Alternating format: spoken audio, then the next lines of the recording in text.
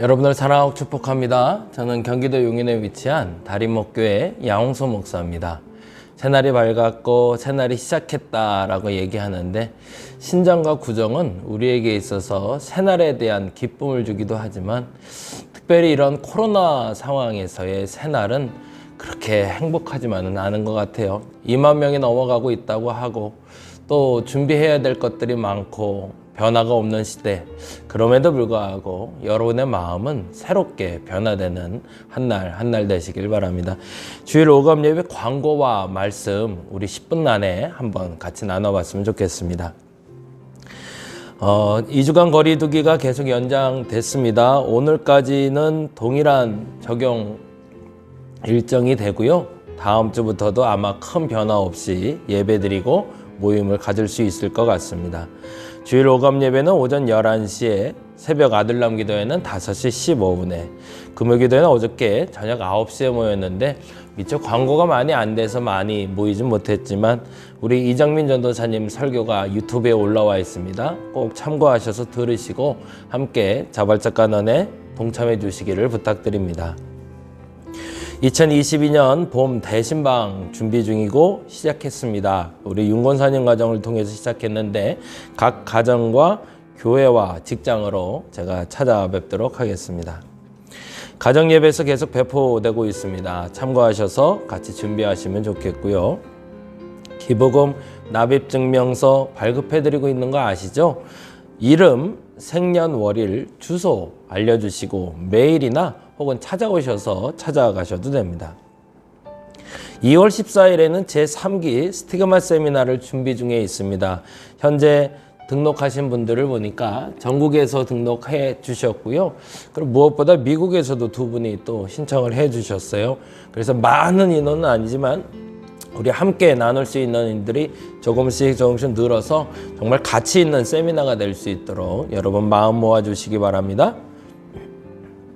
기독교 유적지 답사 3월, 4월, 5월, 8월, 9월, 10월에 진행되는데 이 부분은 조금 기억하고 갈게요. 토요일에 된다라고 그랬더니 첫 주 토요일이 주일을 지난 토요일이야, 주일 전 토요일이야, 이런 게 있네요. 그래서 주일을 지난 토요일로 하도록 하겠습니다. 그래서 매 주일을 지난 첫 주 토요일에 우리 함께 기독교 유적지 답사합니다. 대상은 주일학교, 그리고 청년, 그리고 선교사님들을 모시고 함께 하도록 하겠습니다. 교회학교를 시작하고자 합니다. 유초등부, 중고등부, 청년부의 담당자를 정해서 그 담당자들이 먼저 예배를 세우기 위한 준비 과정을 가지고 합니다. 그래서 3월 그리고 4월 동안 함께 교제하고 식사도 하고 그리고 어떻게 모여야 될지를 의논하는 시간 가져보도록 하겠습니다. 오늘 나눔 도서는 P31이라는 하형록 사장님이기도 하고 목사님이신데 한번 만나보도록 합니다. 다음 주에는 가치란 무엇인가, 짐 윌리스의 책 함께 나눕니다. 말씀드린 대로 주일날은 우리가 경영에 관련된 책들을 가지고 하나님의 말씀과 적용해서 우리 인생에 사람을 만나는 법, 사람과 사람이 만나서 어떤 일들을 이루어갈 수 있는지를 점검해 보도록 합니다. 오늘 말씀 역시 잠언 31장 말씀인데요. 같이 한번 볼까요? 잠언 31장 10절에서 12절이 됩니다. 누가 현숙한 여인을 찾아 얻겠느냐? 그의 값은 진주보다 더 하니라. 그런 자의 남편은 마음은 그를 믿나니 산업이 핍절하지 아니하겠으며, 그런 자는 살아있는 동안에 그의 남편에게 선을 행하고 악을 행하지 아니하느니라. 아멘. 잠언의 말씀 중에 오늘 말씀을 우리는 현숙한 여인에 대한 이야기라고 얘기하는데, 오늘은 이렇게 바꿔서 같이 말씀을 나눠보려고 합니다. 성경대로 비즈니스 하기. 하영록이라는 분, 어떤 분인지 먼저 소개하려고 그러는데요. P31이라는 책이 오늘 나눌 책이라면 성경대로 살기라는 묵상 형태의 책이 또 하나 있고요. 그리고 P31에 대한 워크북이 또 따로 있어요. 그래서 앞서 읽었던 요 P31이라는 책을 읽으시면서 교회에서 적용할 수 있는 책, 개인적으로 적용할 수 있는 책이 나와 있다는 걸 아시면 좋겠고, P31이 나온 후에 페이버라고 하영록 사장님, 목사님이 깨달은 너무 중요한 은혜라는 단어인 이 페이버를 같이 나누게 됩니다. 그래서 이 단어는 제가 새벽 예배에도 말씀드렸는데, 그레이스와 함께, 그리고 자비라는 mercy라는 단어와 함께 쓰이고 있는 이 페이버라는 단어를 다시 한번 기억하시고 우리 함께 오늘 책 그리고 오늘 말씀 읽었으면 좋겠습니다. 하영록이라는 분은 삼남 일녀의 차남으로 태어났고요. 목사님인 아버지와 함께 부산 한센병 환자촌에서 13년을 살게 됩니다.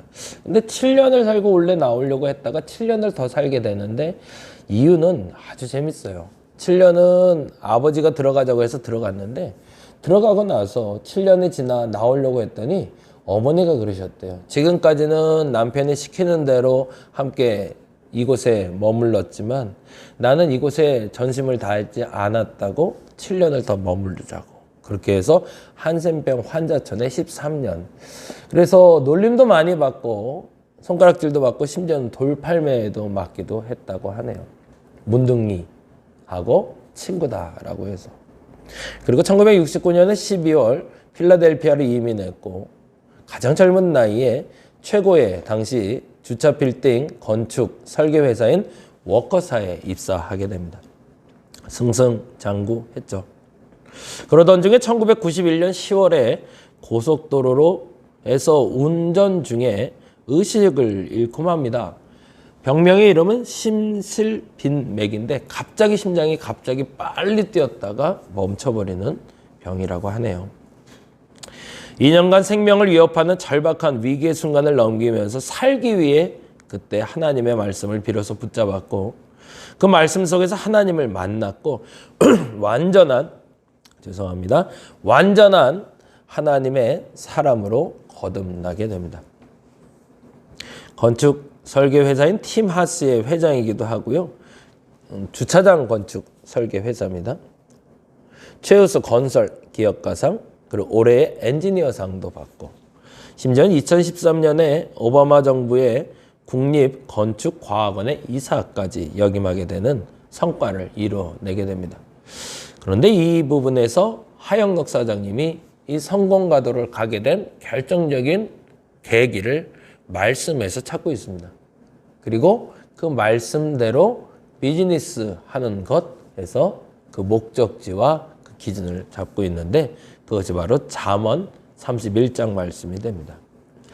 10절에 보면 이렇게 되어 있습니다. 누가 현숙한 여인을 찾아 얻겠느냐? 그의 값은 진주보다 더 하니라 라고 얘기하며 잠언은 사실은 여인에 대한 이야기를 하고 있지만 우리는 성경에서 이 단어를 찾을 수 있죠. 돕는 자, 돕는 배필이라는 단어. 하나님과 함께 돕는 배필이 되는 우리의 비즈니스는 어떻게 돼야 되는가라고 보이기 시작했다는 거죠. 하영록 사장님의 깨달음이었던 거죠.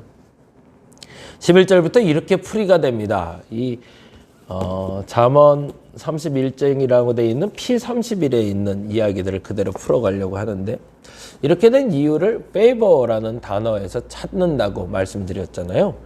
그레이스와 멀시와 페이버라는 단어가 동일하게 은혜라는 단어로 번역이 되는데 그레이스는 우리가 아무것도 하지 않아도 주시는 하나님의 은총, 우리가 뭘 잘하고 못하고를 떠나서 주시는 은혜를 말한다면 멀시는 불쌍해서 도와주는 것. 그럼 페이버는 하나님 앞에 노력하는 자에게 주시는 은혜를 얘기한다고 이 책에서 설명하고 있어요. 그래서 한번 그 얘기 어떤 노력이 있는지 살펴보도록 합니다. 11절에 이렇게 되어 있습니다. 빨간 글씨만 보고 넘어가 볼까요? 마음은 그를 믿나니 산업이 핍절하지 않는데요. 누구의 마음이 그를 믿는 거죠? 맞습니다. 남편의 마음이 그를 믿는데요. 가치 있는 것에 모자람이 없다라는 단어를 쓰는데 가치를 보장받은 만큼 돌려주는 사람이 됐을 때 그 마음은 신뢰를 얻게 된다는 거죠. 내가 너를 믿어 라고 얘기했을 때 그 믿음의 그 이상을 가져올 수 있는 사람은 믿음을 줄 수 있는 사람이 되는 거죠. 두 번째는 살아있는 동안에, 이 단어는 여러분 너무 잘 아는 단어인데 all day of her life라는 단어를 써요. 평생에 걸쳐 오랫동안 변함없는 인간관계를 얘기하고 이 부분에서 이제 사업을 얘기하는데 대충 해서 끝내지. 적당히 해. 이 정도면 됐어. 라는 말을 하지 않는 사람은 남편에게 선을 행하고 악을 행하지 않는데요. 이 부분에서 우리는 이 남편을 하나님 혹은 부부관계의 남편이라고 해석했는데 이분은 비즈니스를 하는 소비자로 봤던 거죠. 나의 구매 고백 앞에서 내가 인정을 받기 위해선 살아있는 동안에 달리 말하면 대충 끝내지 않는 관계를 가질 때 비로소 그 비즈니스는 성공할 수 있다고 얘기하는 겁니다. 13절 이 단어는 뭐 너무 잘 아실 거고요. 부지런히 손으로 일하고 그렇죠. 그건 기본. 15절에 이렇게 되어 있습니다. 일을 정하여 맡기며 라는 단어가 나오는데 이 맡긴다는 단어가 아주 재미나요. 먹을 것을 제공한다는 뜻을 갖고 있다고 하네요. 달리 표현하면 보통 우리나라 사장님들은 출근을 하기 전에 직장인들이 먼저 나와 있고 그리고 함께 일하는 직원들이 뭐 커피도 타주고 하루 일정을 브리핑하고 이렇게 해서 먼저 출근을 하잖아요. 근데 이분이 만난 미국의 사장님들 중에 성공한 분들 보니까 그 사장님이 직원들보다 먼저 나오더라는 거죠. 그래서 이미 먼저 나온 사장님들이 그 직원을 위해서 커피를 타주면서 하루 일과를 시작하는 모습을 보았다고 합니다. 뭐죠? 밤이 사기 전에 먼저 일어나 일을 정하여 맡기며 라는 단어는 내가 먼저 일어나 먼저 섬길 수 있는 사람이 되어야 한다라고 얘기하는 거죠. 16절에 이렇게 얘기합니다. 자기의 손으로 번 것을 가지고 이 부분이 굉장히 중요했어요. 경영을 하는 데 있어서 은행빚 지지 말라는 겁니다. 이게 가능할까? 쉽지 않은 일이죠. 우리나라 상황에서는 더 특별히 쉽지 않지만 최대한 남의 손에 남의 신세 지지 말고 사업해야 된다. 이 말은 이렇게 번역이 되고 있죠. 자기의 능력과 분량을 알고 비즈니스를 해야 된다. 내가 감당하지는 못할 건데 그 사람이 너무나 좋은 걸 준다고 덜컹 나 그거 받을래요 이렇게 말하지 말라라는 거죠. 17절에 보니 이렇게 되어 있습니다. 자기의 팔을 강하게 한다. 이 단어는 직역하면 이런 거래요. 그녀는 일을 할 만큼 팔이 건강하다. 앞서 말씀드린 것과 연관되고 있죠. 무슨 단어죠? 그죠? 감당할 수 있는 걸 감당하는 기업, 감당할 수 있는 것을 감당할 수 있는 사람에게 믿음을, 감당할 수 있는 사람에게 경영을 맡길 수 있다는 거죠.